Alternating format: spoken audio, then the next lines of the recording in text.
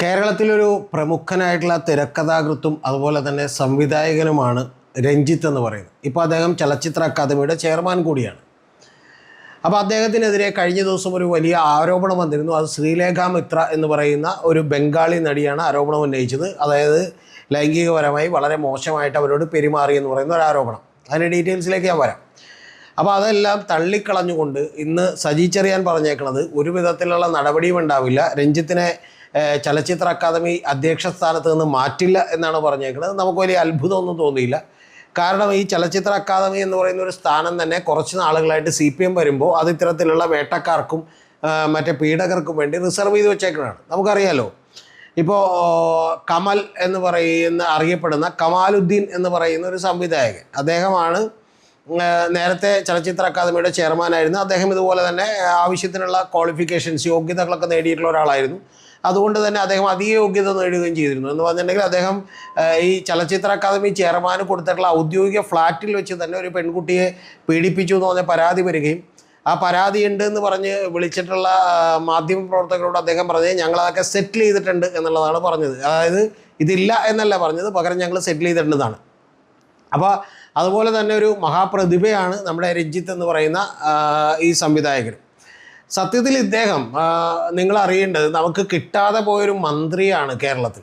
കാരണം പ്രദീപ് കുമാർ എന്നറിയപ്പെടുന്ന വളരെ ജനകീയനായിട്ടുള്ള ഒരു MLA ആണ് കോഴിക്കോട് നിന്ന് സാധാരണ മത്സരിച്ചുകൊണ്ടിരുന്നത്. പക്ഷെ അങ്ങനെ മത്സരിച്ചുകൊണ്ടിരുന്ന പ്രദീപ് കുമാറിനെ മാറ്റിക്കൊണ്ട് ഈ രഞ്ജിത്തിനെയാണ് അവിടെ മത്സരിപ്പിക്കാൻ പാർട്ടി തീരുമാനിച്ചിരുന്നത്. പക്ഷെ എന്തുകൊണ്ടോ രഞ്ജിത്ത് അത് തയ്യാറാകാത്തത് കൊണ്ടാണോ ഇനി പാർട്ടിക്ക് അവസാനം വല്ല ബോധോദയം ഉണ്ടായത് കൊണ്ടാണോ എന്ന് നമുക്കറിയില്ല. എന്താണെങ്കിലും രഞ്ജിത്ത് മത്സരിച്ചില്ല. അല്ലെങ്കിൽ രഞ്ജിത്ത് അവിടെ നിന്ന് മത്സരിക്കുകയും പാവപ്പെട്ട സാധാരണക്കാരായിട്ടുള്ള ആളുകൾ ഇയാളുടെ ഈ ഓവർ ജാടയും വേഷം കെട്ടുമൊക്കെ കണ്ട് ജയിപ്പിക്കുകയും ചെയ്തിരുന്നെങ്കിൽ സത്യത്തിൽ ഒരു സാംസ്കാരിക വകുപ്പ് മന്ത്രിയായിരുന്നാണ്. അപ്പോൾ അദ്ദേഹത്തിന് സ്വാഭാവികമായിട്ടും പിന്നെ എവിടെയെങ്കിലും അക്കോമഡേറ്റ് ചെയ്യണമല്ലോ എന്ന് വിചാരിച്ചിട്ടാണ് നമ്മുടെ ചലച്ചിത്ര അക്കാദമി ചെയർമാൻ തന്നെ അദ്ദേഹത്തെ ആക്കിയേക്കുന്നത്. അങ്ങനെ ചെയർമാൻ ആ ചലച്ചിത്ര അക്കാദമിയെയും അതുപോലെ തന്നെ ചലച്ചിത്ര രംഗത്തെയും ഒക്കെ പുഷ്ടിപ്പെടുത്തിക്കൊണ്ടിരിക്കുകയാണ്. ആ പുഷ്ടിപ്പെടുത്തിക്കൊണ്ടിരിക്കുമ്പോഴാണ് ഇത്തരത്തിലുള്ള ഒരു ആരോപണം വന്നത്. ഈ ആരോപണം എന്താണെന്നും ഇത് ഉന്നയിച്ച നടിയെക്കുറിച്ച് കൂടി നിങ്ങൾ അറിയുമ്പോഴാണ് കേരളം ഞെട്ടാൻ പോകുന്നത്. ഈ ആരോപണം എന്ന് പറയുന്നത് നമ്മുടെ ശ്രീലേഖ മിത്ര എന്ന് പറയുന്നൊരു അവർക്ക് ഏതാണ്ട് ഇപ്പോൾ ഒരു 49 വയസ്സുള്ള സ്ത്രീയാണ്. അവരെ ഒരു പലേരി മാണിക്യം എന്ന് പറയുന്ന സിനിമയിൽ അഭിനയിക്കാൻ വേണ്ടി ശങ്കർ രാമകൃഷ്ണൻ, അത് ഈ രഞ്ജിത്തിൻ്റെ ഒരു അസോസിയേറ്റ് ആയിരുന്നു, ആ ശങ്കർ രാമകൃഷ്ണൻ വിളിച്ച് ഇവരെ ബന്ധപ്പെടുകയും ഇവരോട് വരാൻ പറയുകയും ഫ്ലൈറ്റ് ടിക്കറ്റൊക്കെ അയച്ചു കൊടുക്കുകയും ചെയ്തതിൻ്റെ ഭാഗമായിട്ട് ഇവരിവിടെ എത്തിയപ്പോൾ ആദ്യത്തെ ട്രീറ്റ്മെൻ്റ് ഒന്നും കുഴപ്പമുണ്ടായില്ല. ആദ്യമൊക്കെ രാവിലത്തെ മീറ്റിങ്ങൊക്കെ കുറച്ച് വെളിവോടെ ആയിരുന്നു, അതുകൊണ്ട് വലിയ കുഴപ്പമുണ്ടായില്ല. കാരണം ഇദ്ദേഹം വലിയൊരു അറിവുള്ള മനുഷ്യനാണ് എന്നൊക്കെ ശ്രീലേഖ മിത്രക്ക് തോന്നി. പക്ഷേ വൈകുന്നേരം വീണ്ടും ഒരു ഫോട്ടോഷൂട്ടൊക്കെ നടത്താൻ വേണ്ടിയിട്ട് ഇവരെ വിളിച്ചു. അപ്പോൾ DD നെസ്റ്റ് എന്ന് പറയുന്ന ഒരു ഫ്ലാറ്റിനകത്ത് വെച്ചിട്ടാണ്, അവിടെ രഞ്ജിത്തിൻ്റെ ഫ്ലാറ്റാണോ രഞ്ജിത്ത് പറയുന്നത് ശങ്കർ രാമകൃഷ്ണൻ്റെ ഫ്ലാറ്റാണെന്നാണ്. ആ ഫ്ലാറ്റിനകത്ത് വെച്ച് തന്നെ ഏതാണ്ട് ഫോട്ടോഷൂട്ടൊക്കെ ചെയ്യാനുള്ള സൗകര്യം ഇവരുണ്ടാക്കിയിരുന്നു. അപ്പോൾ ആ സൗകര്യങ്ങളൊക്കെ ഉണ്ടാക്കി ഫോട്ടോഷൂട്ടൊക്കെ നടത്തുകയും പിന്നീട് അതിനുശേഷം ഒരു എല്ലാവരും കൂടി ചേർന്ന് പ്രൊഡ്യൂസറും എല്ലാവരും കൂടി ചേർന്നുള്ള ഒരു പാർട്ടി പോലെ നടത്തുകയും ആ പാർട്ടിയുടെ ഇടക്ക് വെച്ചിട്ട് ബാൽക്കണിയിലേക്ക് പോയ ഇവരുടെ മറ്റേ മോതിരത്തിൽ രഞ്ജിത്ത് തൊട്ട് നോക്കുകയും, രഞ്ജിത്ത് മോതിരം ഒന്നും കണ്ടിട്ടില്ല, അതുകൊണ്ടാണ് നിങ്ങൾ തെറ്റിദ്ധരിക്കേണ്ട. അപ്പോൾ അങ്ങനെ തൊട്ട് നോക്കുകയും പിന്നെ വളകളിൽ ഒന്ന് തലോടുകയും പിന്നീട് ആ തലോടൽ വലിയ കുഴപ്പമില്ല എന്ന് തോന്നിയപ്പോൾ ഇവർ കുഴപ്പമുണ്ടാകാതിരുന്നതിൻ്റെ കാരണം ഇവർ വിചാരിച്ച ഒരു കാഷ്വലായിട്ട് ഒരാൾ പെരുമാറിയതാണ്, ഒരു ബെനിഫിറ്റ് ഓഫ് ഡൗട്ട്, ഒരു സംശയത്തിൻ്റെ ആനുകൂല്യം കൊടുക്കണ്ടേ എന്നുള്ളതാണ് ശ്രീലേഖ മിത്ര പറയുന്നത്. അങ്ങനെ കൊടുക്കുകയും പിന്നീട് കൈകൾ മുടിയിൽ തലോടുകയും പിന്നീട് അത് പതുക്കെ കഴുത്തിലേക്ക് എത്തുകയൊക്കെ ചെയ്തപ്പോൾ ഇവർക്ക് മനസ്സിലായി ഒരു സംശയം ആവശ്യമില്ല, ഇതൊരു പരമ അലവലാതിയാണ് എന്നുള്ളതും ഞരമ്പനാണ് എന്നുള്ളതും മനസ്സിലാക്കിക്കൊണ്ട് അവർ നേരെ അവിടെ നിന്ന് കണ്ടം വഴി ഓടി രക്ഷപ്പെടുകയാണ് ചെയ്തിട്ടുള്ളത്. അപ്പോൾ ഒരു രാത്രി മുഴുവൻ കഴിച്ചുകൂട്ടിയതിനെ കുറിച്ച് അവർ പറയുന്നുണ്ട്. കാരണം ഈ റൂമിൻ്റെ വേറെ സ്പെയർ കീ എങ്ങാനും എടുത്ത് ഇവർ തുറക്കുമോ എന്നുള്ളതാണ് അവർ വിചാരിച്ചത്. അപ്പോൾ ഇവരെക്കുറിച്ചുള്ള ധാരണ എത്രമാത്രം വൃത്തികെട്ടവന്മാരാണ് അവരുടെ മനസ്സിലുണ്ടാവുക എന്നുള്ളത് നമുക്ക് മനസ്സിലായല്ലോ. അപ്പോൾ ഏറ്റവും വലിയ ഗുണം എന്താണെന്ന് വെച്ചിട്ടുണ്ടെങ്കിൽ അവർ പിന്നെ കേരളത്തെക്കുറിച്ച് ഓർക്കുമ്പോൾ പോലും ഇതാണ് ആലോചിക്കുന്നത്, ഈ ഒരു ഒറ്റ രാത്രിയാണ് അവർക്ക് ആലോചിക്കുന്നത് എന്നാണ് അവർ പറയുന്നത്. അതിനുശേഷം ഇവരെ തമ്മിൽ ഈ ശങ്കർ രാമകൃഷ്ണനെയും ഇവരെയും തമ്മിൽ ബന്ധപ്പെടുത്തിയിട്ടുള്ള ഒരു ജോഷി ജോസഫ് എന്ന് പറയുന്നത്, അദ്ദേഹം കൽക്കട്ട ബേസ്ഡായി ഡോക്യുമെൻ്ററി ഒക്കെ ചെയ്യുന്ന സംവിധായകനാണ്. അപ്പോൾ അദ്ദേഹത്തിൻ്റെ വീട് തമ്മനത്താണ്. അദ്ദേഹത്തെ ഇവർ വിളിക്കുകയും അദ്ദേഹത്തോട് ഇവർ ചൂടാവുകയും ദേഷ്യപ്പെടുകയൊക്കെ ചെയ്തതിൻ്റെ അദ്ദേഹം വരികയും നേരെ അദ്ദേഹത്തിൻ്റെ വീട്ടിലേക്ക് കൊണ്ടുപോവുകയും എന്നിട്ട് ഭക്ഷണം കൊടുക്കുകയൊക്കെ ചെയ്തതിന് ശേഷം പിന്നീട് ഇവർ അന്ന് രാത്രി തന്നെ തിരിച്ചു പോകുമ്പോൾ ഒരു സംഭവം ഉണ്ട് കേട്ടോ. കാരണം ഇവിടെ കാര്യങ്ങളൊന്നും നടക്കാത്തത് കൊണ്ട് ഇവർ നേരെ തിരിച്ചുള്ള റിട്ടേൺ ഫ്ലൈറ്റ് ടിക്കറ്റ് ഒന്നും പ്രൊവൈഡ് ചെയ്തില്ല. അപ്പോൾ അതൊക്കെ അവർ സ്വന്തം കയ്യിൽ നിന്ന് കാശെടുത്ത് അവർ തിരിച്ചു. എന്താണെങ്കിലും ഈ മറ്റേ വേട്ടക്കാരുടെ അടുത്ത് നിന്ന് അവർ തൽക്കാലം രക്ഷപ്പെട്ടല്ലോ എന്ന് നമുക്ക് സമാധാനിക്കാനേ പറ്റുള്ളൂ. അപ്പോൾ അത് അവർ കഴിഞ്ഞ ദിവസം തുറന്നു പറഞ്ഞു. ഈ തുറന്ന് പറഞ്ഞ നമ്മുടെ ശ്രീലേഖ മിത്ര എന്ന് പറയുന്ന ഈ പെൺകുട്ടി, അവരെന്ന് പറയുന്നത്, ആ സ്ത്രീ എന്ന് പറയുന്നത്, അവർ CPM-ൻ്റെ മെമ്പറാണ് ബംഗാളിൽ. അതായത് CPM എന്ന് പറയുന്ന രാഷ്ട്രീയ പാർട്ടിയിൽ അവർ അംഗത്വം എടുത്ത് അതിൻ്റെ വലിയ പ്രവർത്തകയാണ്. അവർ നിരവധി അവാർഡുകൾ മേടിച്ചിട്ടുള്ള ഒരു നടിയാണ്. ബംഗാളിലെ പ്രശസ്തയായിട്ടുള്ള നടിയാണെന്ന് മാത്രമല്ല അവർ CPM-ൻ്റെ ഒരു ആക്ടിവിസ്റ്റാണ്. ഈ കഴിഞ്ഞ തെരഞ്ഞെടുപ്പുകളിൽ പോലും പ്രചാരണത്തിന് വേണ്ടിയിട്ട് ഈ പറയുന്ന ശ്രീലേഖ മിത്ര എത്തിയിരുന്നു എന്ന് പറയുമ്പോൾ അവർക്ക് പോലും അവരുടെ ഒരു ആരോപണത്തെയാണ് നമ്മുടെ സജി ചെറിയാനും അതുപോലെ CPM ഒക്കെ കേരളത്തിലെ CPM തള്ളിക്കളഞ്ഞിട്ടുള്ളത്. ശ്രീലേഖ മിത്ര വിചാരിക്കുന്നത് ഇപ്പോൾ ബംഗാളിലെ CPM കുറച്ചുകൂടി മെച്ചപ്പെട്ടതാണ്. കാരണം അധികാരമൊന്നും ഇല്ലാത്തതുകൊണ്ട് ഇതുപോലെയുള്ള വൃത്തികെട്ടവന്മാരോ ആഭാസന്മാരോ ഒന്നും കൂടെയില്ല. അപ്പോൾ അതുകൊണ്ട് തന്നെ സ്വാഭാവികമായിട്ടും കുറച്ചുകൂടി നല്ല CPM ആണ് അവിടെ ഇപ്പോൾ തൽക്കാലം നിലവിലുള്ളത്.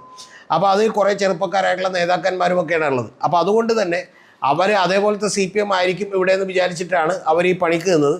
പക്ഷേ ഇവിടുത്തെ CPM-നെ കുറിച്ച് അവർക്കൊരു ചുക്കും അറിയില്ല. ബംഗാളിലെ CPM-നെ പോലെയല്ല, ഇവിടെ ഇപ്പോൾ ബംഗാളിലെ പോലെ തന്നെ ഏതാണ്ട് നശിക്കാൻ നിൽക്കുന്ന CPM ആണ് എന്ന് വേണം നമ്മൾ വിചാരിക്കുക. അതുകൊണ്ടാണ് വിനാശകാല വിപരീത ബുദ്ധി ഇത്തരത്തിലുള്ള മറ്റേ പീഡകർക്കും വേട്ടക്കാർക്കും ഒക്കെ വേണ്ടിയിട്ട് ഒരുപാട് അവർ പണിയെടുത്തുകൊണ്ടിരിക്കുന്നത് നമ്മുടെ CPM, അവരെ സപ്പോർട്ട് ചെയ്തുകൊണ്ടിരിക്കുന്നത്. അപ്പോൾ അത്തരത്തിലുള്ള ശ്രീലേഖ മിത്രക്കാണ് നീതി കിട്ടാതെ മതി. ഇനി ശ്രീലേഖ മിത്രക്ക് നമ്മുടെ മാധ്യമങ്ങളെക്കുറിച്ച് കൂടി ഒരു വിചാരം ഉണ്ടായിട്ടുണ്ടാവും. അതെന്താണെന്ന് വെച്ചിട്ടുണ്ടെങ്കിൽ ശ്രീലേഖ മിത്ര ആദ്യമേ ഇത് ഇൻ്റർവ്യൂ കൊടുക്കുന്നത് 24 ന്യൂസിനാണ്.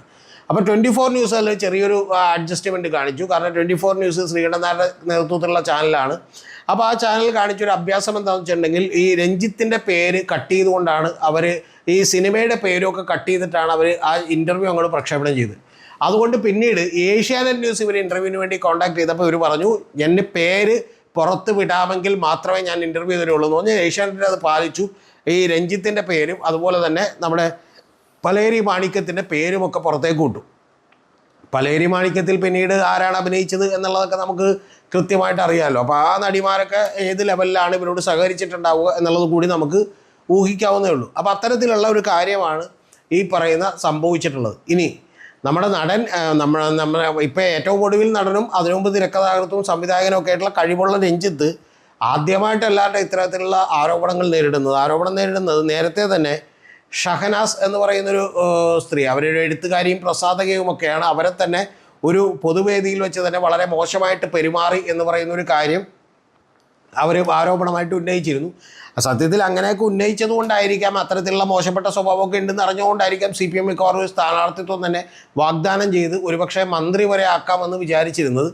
പിന്നെ ഇതിൻ്റെ പിന്നിലുള്ള യഥാർത്ഥ കാര്യം സജി ചെറിയാൻ പറഞ്ഞൊരു വാചകമുണ്ട്, അത് നിങ്ങൾ ശ്രദ്ധിക്കാതെ പോകരുത്. കാരണം പാർട്ടിയാണ് ഈ ചലച്ചിത്ര അക്കാദമി ചെയർമാൻ എന്ന് പറയുന്നൊരു പണി ഏൽപ്പിച്ചിരിക്കുന്നത്. അതുകൊണ്ട് സത്യത്തിൽ എനിക്കൊന്നും ചെയ്യാൻ പറ്റില്ല എന്നുള്ളതാണ് അദ്ദേഹം നേരെ ചൊവ്വേ പറഞ്ഞാൽ പറയാനുള്ളത്. പിന്നെ അത് ഇത്തിരി വളച്ചു കെട്ടി പറഞ്ഞു എന്നേ ഉള്ളൂ, ഞാൻ പറഞ്ഞ പോലെ പറയാൻ പറ്റാത്തതുകൊണ്ട്. അതുകൊണ്ട് പാർട്ടിയാണ് ഇങ്ങനെ പുറത്താക്കണമെങ്കിൽ പോലും തീരുമാനമെടുക്കേണ്ടത്. നിങ്ങൾ എൻ്റെ തെറി വിളിച്ചിട്ട് കാര്യമില്ല എന്നുള്ളതാണ് പാവം സജി ചെറിയാൻ പറഞ്ഞിട്ടുള്ളത്. പാർട്ടി എന്ന് പറഞ്ഞിട്ടുണ്ടെങ്കിൽ ഇപ്പോൾ പിണറായി വിജയൻ ആയതുകൊണ്ട് പിണറായി വിജയനാണ് ഈ പറയുന്ന രഞ്ജിത്തിനെ തീരുമാനിച്ചിട്ടുള്ളത്. അതിൻ്റെ കാരണം നമ്മുടെ രഞ്ജി പണിക്കർ എന്ന് പറയുന്ന ഒരു നടനും അതുപോലെ തന്നെ തിരക്കഥാകൃത്തുമൊക്കെ ഉണ്ട്, നിങ്ങൾക്കറിയാലോ. അപ്പോൾ അദ്ദേഹം മെട്രോ വാർത്തയുടെ ഒക്കെ ചീഫ് എഡിറ്റർ ആയിരുന്നു. ഈ മെട്രോ വാർത്ത എന്ന് പറഞ്ഞ പത്രം ആരുടേതാണെന്ന് നിങ്ങൾക്ക് ഓർമ്മയുണ്ടാവും, ഫാരിസ് അബൂബക്കറിൻ്റെയാണ്. അതായത് VS അച്യുതാനന്ദൻ കളങ്കിതൻ എന്ന് വിളിച്ചിട്ടുള്ള ഫാരിസ് അബൂബക്കറിൻ്റെയാണ്. ഈ ഫാരിസ് അബൂബക്കറിനെയാണ് കൈരളി ടിവിയുടെ ജോൺ ബിട്ടാസ് ഇൻ്റർവ്യൂ ചെയ്ത് മഹാനാക്കിയത്. ആ ജോൺ ബിട്ടാസ് അന്ന് ഇൻ്റർവ്യൂ ചെയ്ത് മഹാനാക്കുമ്പോൾ ഈ ഫാരിസ് അബൂബക്കർ പറഞ്ഞത് മെട്രോ വാർത്ത എന്ന് പറഞ്ഞ പത്രം മാതൃഭൂമിയേക്കാൾ ഒരെണ്ണം കൂടി ഒരു സർക്കുലേഷൻ കൂടി കൂടുന്ന കേരളത്തിലെ രണ്ടാമത്തെ പത്രമാക്കും എന്നൊക്കെയാണ് പറഞ്ഞിരുന്നത്. പക്ഷേ അതൊക്കെ കുറച്ച് ബുദ്ധിമുട്ടുള്ള കാര്യമായതുകൊണ്ട് അതൊന്നും നടന്നില്ല. പക്ഷേ എങ്കിലും നമ്മുടെ രഞ്ജി പണിക്കരുമായിട്ട് വളരെ സൗഹൃദത്തിലാണ്. ഈ സൗഹൃദത്തിൻ്റെയൊക്കെ പുറത്ത് ചില ഫാരിസ് അബൂബക്കർ കൂടി പറഞ്ഞിട്ട് കൊണ്ടാണ് നമ്മുടെ രഞ്ജിത്തിനെ അവിടെ അക്കാദമി ചെയർമാനാക്കി വെച്ചേക്കുന്നത്. അതുകൊണ്ട് പെട്ടെന്നൊന്നും ഇനി CPM അല്ല കേരളത്തിലെ പൊളിറ്റ് ബ്യൂറോ, ഇനി ഇന്ത്യയിലെ തന്നെ CPM-ൻ്റെ പൊളിറ്റ് ബ്യൂറോ വിചാരിച്ചാൽ പോലും രഞ്ജിത്തിനെ അവിടെ നിന്ന് മാറ്റാൻ എളുപ്പമുള്ള കാര്യമൊന്നുമല്ല. അതുകൊണ്ടാണ് പലപ്പോഴും പല വിവാദങ്ങൾ ഉണ്ടാവുകയൊക്കെ ചെയ്തിട്ട് രഞ്ജിത്തിനെ പാർട്ടിക്കാർ അങ്ങേയറ്റം സപ്പോർട്ട് ചെയ്തിട്ടുള്ളത്. കാരണം പാർട്ടിക്കാർക്ക് വളരെ പ്രിയപ്പെട്ട ഒരാളാണ് ഫാരിസ് അബൂബക്കർ എന്നുള്ളത് കൊണ്ടാണ്. അതുകൊണ്ട് അങ്ങനെയൊന്നും രഞ്ജിത്തിനെ കൈവിടാൻ കഴിയില്ല. രഞ്ജിത്തിൻ്റെ കാര്യത്തിൽ ഇതിനു മുമ്പ് തന്നെ നിരവധി ആരോപണങ്ങൾ ഉണ്ടായിട്ടുണ്ട്. പേഴ്സണൽ ജീവിതമൊക്കെ ഞാനിവിടെ പറയുന്നില്ല, അത് നമ്മൾ ചർച്ച ചെയ്യേണ്ട ആവശ്യമില്ലാത്തതുകൊണ്ട്. മറ്റൊരു നടിയുമായി പ്രണയത്തിലാവുകയും പിന്നെ അതൊക്കെ വളരെ നേരത്തെ തന്നെയുള്ള ഇപ്പോൾ WCCയിലൊക്കെ ഉള്ള ഒരു നടിയുമായിട്ട് പ്രണയത്തിലാവുകയും അതിൽ അദ്ദേഹത്തിന് ഒരു കുടുംബം ഉണ്ടാവുകയൊക്കെ ചെയ്തതൊക്കെ നമുക്കറിയാവുന്ന കാര്യങ്ങളാണ്. പിന്നെ അദ്ദേഹത്തിൻ്റെ ഏറ്റവും വലിയ സുഹൃത്തെന്ന് പറയുന്നത് മരിച്ചുപോയിട്ടുള്ള അഗസ്റ്റിൻ എന്ന് പറയുന്ന നടനായിരുന്നു. അദ്ദേഹമാണ് ഇദ്ദേഹത്തിന് വേണ്ടിയിട്ടുള്ള എല്ലാ വർക്കുകളും നടത്തിക്കൊണ്ടിരുന്നത്. കൂടാതെ ചില മുതലാളിമാരൊക്കെ ആയിട്ട് ഇദ്ദേഹത്തിന് വലിയ സൗഹൃദം ഉണ്ടാവുകയും വിദേശത്ത് നിന്ന് ഇദ്ദേഹത്തിൻ്റെ സിനിമകൾക്ക് വേണ്ടി വലിയ ഫണ്ട് കിട്ടുകയൊക്കെ ചെയ്തിട്ടുണ്ട്. അപ്പോൾ ഇത്തരത്തിലുള്ള കാര്യങ്ങളൊക്കെ പിന്നെ സ്വാഭാവികമായിട്ട് നടന്നു പോകുന്ന കാര്യങ്ങളാണ്. അതൊക്കെ നടക്കട്ടെ എന്ന് വിചാരിക്കാം. പക്ഷേ ഇത്തരത്തിലുള്ള വേട്ടക്കാർക്ക് വേണ്ടി വേട്ട നായ്ക്കൾ ഭരിക്കുന്ന ഒരു ഗവൺമെൻറ്റായി നമ്മുടെ CPM ഗവൺമെൻറ് മാറിയിരിക്കുന്നു എന്നുള്ളതാണ് ഏറ്റവും സങ്കടകരമായിട്ടുള്ള ഒരു കാര്യം എന്ന് പറയുന്നത്. ഇതൊക്കെ കേൾക്കുന്ന CPMൻ്റെ പാവപ്പെട്ട സാധാരണക്കാരായിട്ടുള്ള അണികൾ നിങ്ങളൊന്ന് ആലോചിച്ച് നോക്കണം. എന്തിനു വേണ്ടിയാണ് ഈ പാർട്ടി ഈ പറയുന്ന ഹേമ കമ്മിറ്റി റിപ്പോർട്ടിൽ ഒരു പരാതി കിട്ടിയാൽ മാത്രമേ നടപടിയെടുക്കൂ എന്ന് പറഞ്ഞുകൊണ്ട് ഈ വേട്ടക്കാരെ സംരക്ഷിക്കുന്നത് എന്ന് നിങ്ങളൊന്ന് ആലോചിക്കണം.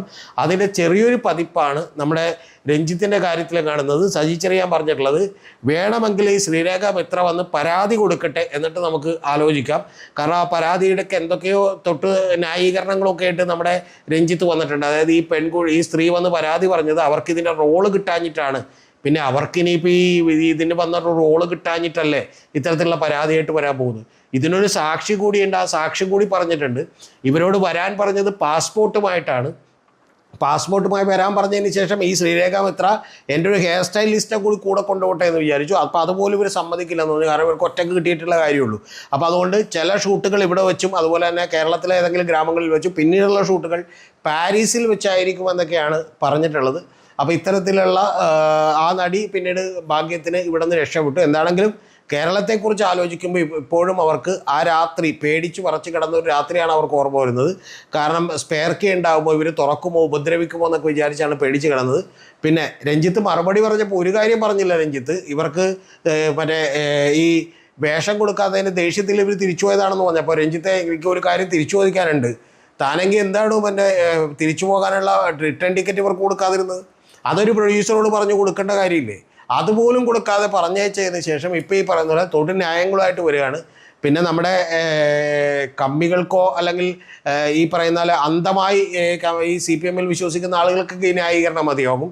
മറ്റേ M സ്വരാജ് പറഞ്ഞ പോലെയാണ് എനിക്ക് ഓർമ്മ വരുന്നത്. M സ്വരാജ് പറഞ്ഞത് മറ്റേ ശബരിമലയുടെ കാര്യത്തിലുള്ള നിലപാടിൻ്റെ കാര്യത്തിൽ M സ്വരാജ് പറഞ്ഞത് 1000 തെരഞ്ഞെടുപ്പുകൾ തോറ്റാലും ഞങ്ങൾ നിലപാടിൽ മാറ്റമില്ലെന്നാണ്. എന്ന് പറഞ്ഞ പോലെ ഇനി കഴിഞ്ഞ ലോക്സഭ തോറ്റു, ഇനി മിക്കവാറും 2026 തോറ്റാലും ഇനി CPM തന്നെ ഇല്ലാതായാലും ശരി, ഒരു കാരണവശാലും രഞ്ജിത്ത് എന്ന് പറയുന്ന സംവിധായകനെയും പീഡകനെയും അതുപോലെ തന്നെ രഞ്ജിത്ത് എന്ന് പറയുന്ന ചലച്ചിത്ര അക്കാദമി ചെയർമാനെയും ഒന്നും വിട്ടുകൊണ്ട് ഞങ്ങൾ ഒരു പരിപാടിക്കുമില്ല. അതുകൊണ്ട് ഞങ്ങൾ തീർച്ചയായിട്ടും ഈ പറയുന്ന പോലെ വേട്ടക്കാർക്കൊപ്പം തന്നെ CPMും അതിൻ്റെ ഗവൺമെൻറ്റും നിലകൊള്ളും എന്നുള്ളതാണ് സന്ദേശം. ഭലേ ഭേഷ് എന്നല്ലാതെ വേറൊന്നും പറയാനില്ല. വിനാശകാലെ വിപരീത ബുദ്ധി.